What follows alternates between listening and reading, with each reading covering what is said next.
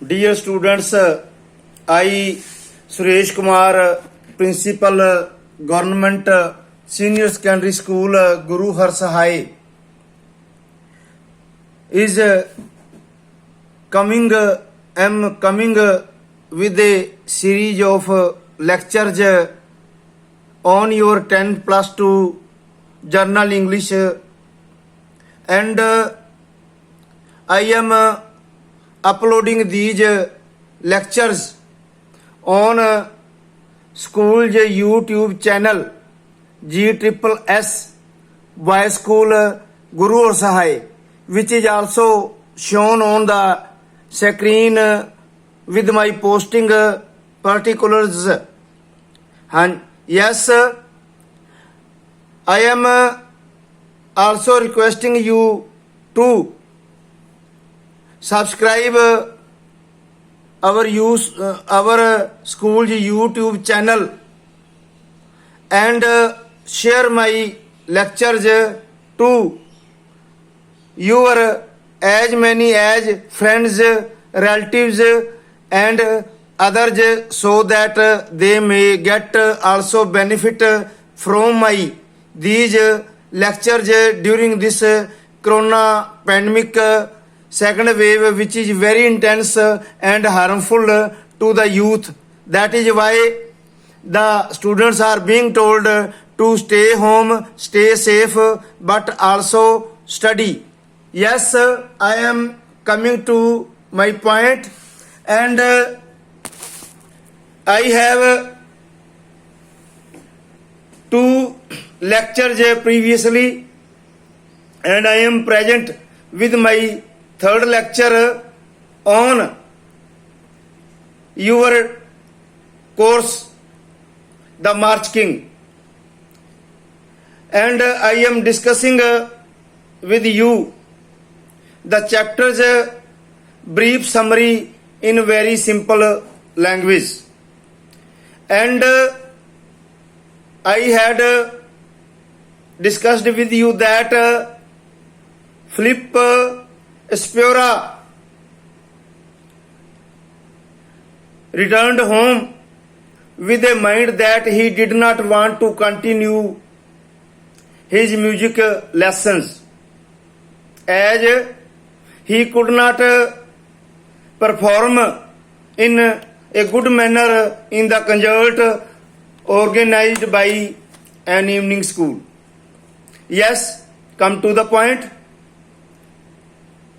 Philip had a hot discussion in this matter with his father. Philip ਦੀ ਆਪਣੇ ਪਿਤਾ ਜੀ ਦੇ ਨਾਲ ਬੜੀ ਇਸ ਮਾਮਲੇ ਦੇ ਉੱਤੇ ਗਰਮਾ ਗਰਮ ਬਹਿਸ ਹੋਈ. His father asked him if he did not want to take lessons in music. ਉਸਦੇ ਪਿਤਾ ਨੇ ਉਸ ਨੂੰ ਪੁੱਛਿਆ ਵੀ ਕੀ ਉਹ ਜਿਹੜਾ ਸੰਗੀਤ ਦੀ ਪੜ੍ਹਾਈ ਹੈ ਉਹ ਅੱਗੇ ਜਾਰੀ ਨਹੀਂ ਰੱਖਣੀ ਚਾਹੁੰਦਾ. Mister Sosa wanted to know from his son. ਸ਼੍ਰੀਮਾਨ ਸਿਓਸਾ ਆਪਣੇ ਬੇਟੇ ਤੋਂ ਇਹ ਜਾਣਨਾ ਚਾਹੁੰਦਾ ਸੀ what he wanted to do, ਕਿ ਉਹ ਕੀ ਕਰਨਾ ਚਾਹੁੰਦਾ ਹੈ. Philip told his father that he wanted to be a baker. ਕਿ ਉਸਨੇ ਆਪਣੇ ਪਿਤਾ ਨੂੰ ਦੱਸਿਆ ਫਿਲਿਪ ਨੇ ਕਿ ਉਹ ਇੱਕ ਬੇਕਰ ਬਣਨਾ ਚਾਹੁੰਦਾ ਹੈ. ਬੇਕਰ ਹੈ ਬੇਟਾ ਜਿੱਥੇ ਬਿਸਕੁਟ ਡਬਲ ਰੋਟੀਆਂ ਵਗੈਰਾ ਜਿਹੜੀਆਂ ਨੇ ਉਹ ਪਕਾਈਆਂ ਜਾਂਦੀਆਂ ਨੇ, ਉਹਨੂੰ ਬੇਕਰੀ ਕਹਿੰਦੇ ਆ. Mr. Sosa told his son that he would try to get him a suitable position in a bakery. ਤੇ ਸੋਸਾ ਨੇ ਆਪਣੇ ਬੇਟੇ ਨੂੰ ਕਿਹਾ ਜਾਂ ਦੱਸਿਆ ਕਿ ਉਹ ਕਿਸੇ ਬੇਕਰੀ ਦੇ ਵਿੱਚ ਉਸਦੇ ਲਈ ਕੋਈ ਯੋਗ ਕੰਮ ਲੱਭੇਗਾ. Soon his father told him that he had a talk with a baker. ਜਲਦੀ ਹੀ ਉਸਦੇ ਪਿਤਾ ਨੇ ਉਸ ਨੂੰ ਦੱਸਿਆ ਕਿ ਉਸਨੇ ਇੱਕ ਬੇਕਰ ਦੇ ਨਾਲ ਗੱਲ ਕੀਤੀ ਹੈ ਜਿਸ ਦਾ ਨਾਂ ਚਾਰਲੇ ਹੈ. His bakery was situated at some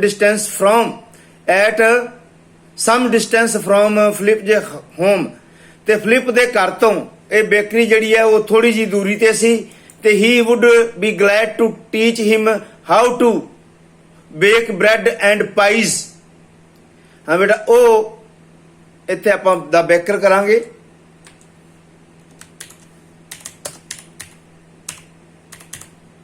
bakery ਵਾਲੇ ਨੇ ਕਿਹਾ ਕਿ ਉਸ ਨੂੰ ਬੜੀ ਖੁਸ਼ੀਪੂਰਵਕ ਬ੍ਰੈਡ ਪਕਾਣੇ ਸਿਖਾਏਗਾ ਤੇ ਪਾਈਜ਼ ਜਿਹੜੀ ਮਾਸ ਤੋਂ ਜਿਹੜੀ ਖਿਚੜੀ ਬਣਦੀ ਹੈ ਉਹ ਬਣਾਉਣਾ ਸਿਖਾਏਗਾ।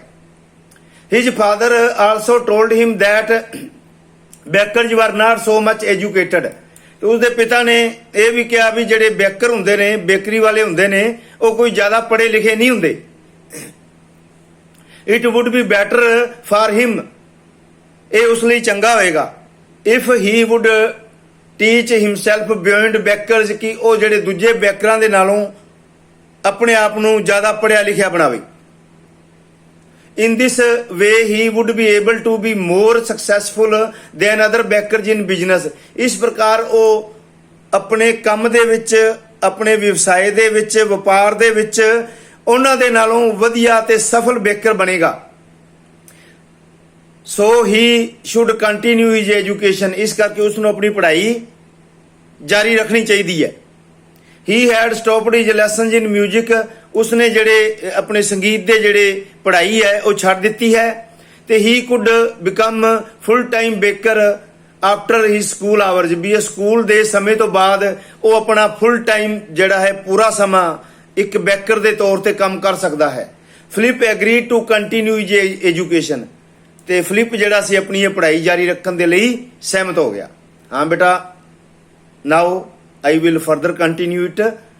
That evening, Philip went to the bakery at 8:30।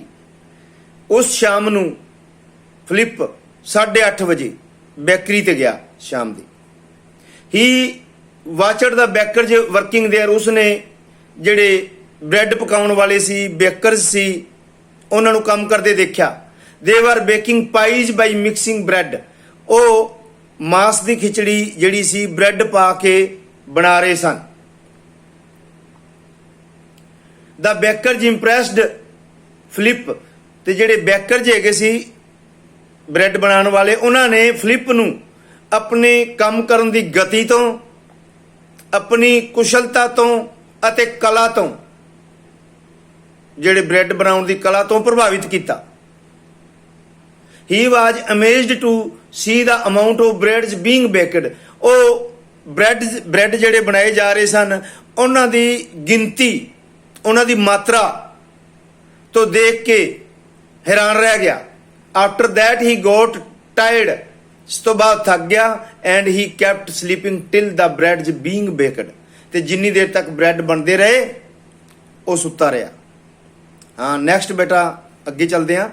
Next day very early in the morning, ਸਵੇਰੇ ਬਹੁਤ ਜ਼ਿਆਦਾ ਸਵਖਤੇ, ਫਿਲਿਪ ਹੈਲਪਡ ਲੋਡਿੰਗ ਦਾ ਬ੍ਰੈਡ ਇਨ ਦਾ ਬੇਕਰੀ ਵੈਗਨ। ਜਿਹੜੇ ਜਿਹੜੀ ਬੇਕਰੀ ਦੇ ਜਿਹੜੇ ਵਾਹਨ ਨੇ ਉਹ ਚਾਰੇ ਪਾਸੇ ਬੰਦ ਹੁੰਦੇ ਨੇ, ਕਲੋਜ਼ਡ, ਆਰਮਰਡ।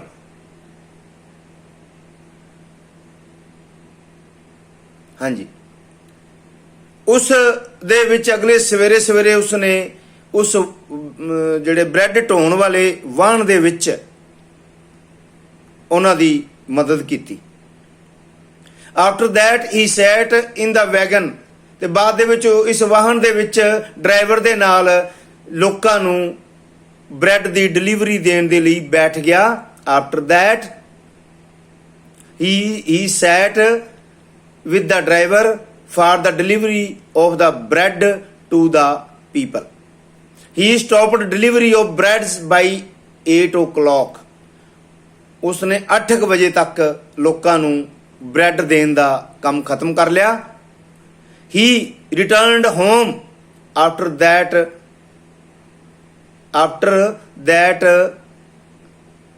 He had breakfast. ਉਹ ਘਰ ਪਹੁੰਚ ਗਿਆ ਤੇ ਇਸ ਤੋਂ ਬਾਅਦ ਉਸਨੇ ਬ੍ਰੇਕਫਾਸਟ ਕੀਤਾ, ਨਾਸ਼ਤਾ ਕੀਤਾ। ਫਿਲਿਪ ਕੈਪਟ ਹਿਜ ਐਗਰੀਮੈਂਟ ਜਾਂ kept his word done with his father. ਜੋ ਪਿਤਾ ਨੂੰ ਉਸਨੇ ਵਚਨ ਦਿੱਤਾ ਸੀ ਜਾਂ ਜਿਹੜਾ ਇਕਰਾਰ ਪਿਤਾ ਦੇ ਨਾਲ ਉਸਦਾ ਹੋਇਆ ਸੀ ਉਸ ਨੂੰ ਉਸਨੇ ਪੂਰਾ ਕੀਤਾ। He went to school in the morning. ਤੇ ਸਵੇਰੇ ਸਵੇਰੇ ਉਹ ਸਕੂਲ ਚਲਾ ਗਿਆ। After having been returned from school ਤੋਂ ਵਾਪਸ ਆਉਣ ਤੋਂ ਬਾਅਦ he had no mind to play baseball. ਉਸ ਦਾ ਬੇਸਬਾਲ ਜਿਹੜਾ ਖੇਡਣ ਦਾ ਮਨ ਨਹੀਂ ਕੀਤਾ। ਹੀ ਹੈਡ ਗੋਟ ਟਾਇਰਡ, ਉਹ ਥੱਕ ਚੁੱਕਾ ਸੀ। ਹੀ ਹੈਡ ਰੀਚਡ ਹੋਮ, ਘਰ ਪਹੁੰਚਾ। Now it was time to reach bakery, ਤੇ ਹੁਣ ਬੈਕਰੀ ਤੇ ਜਾਣ ਦਾ ਸਮਾਂ ਹੋ ਗਿਆ ਸੀ। He reached bakery and spent his evening as like yesterday, ਤੇ ਕੱਲ ਦੀ ਤਰ੍ਹਾਂ ਜਿਹੜੀ ਸੀ ਉਸਨੇ ਆਪਣੀ ਉਹ ਸ਼ਾਮ ਬੈਕਰੀ ਤੇ ਬਿਤਾਈ। हाँ बेटा, yes students, this is my जो third part of lecture on the march king. you should study hard, stay home, stay safe. Thank you very much. Okay, send my lectures to your friends, students and relatives also, as it is and as these lectures are being uploaded on our YouTube school channel. Thank you very much. Okay.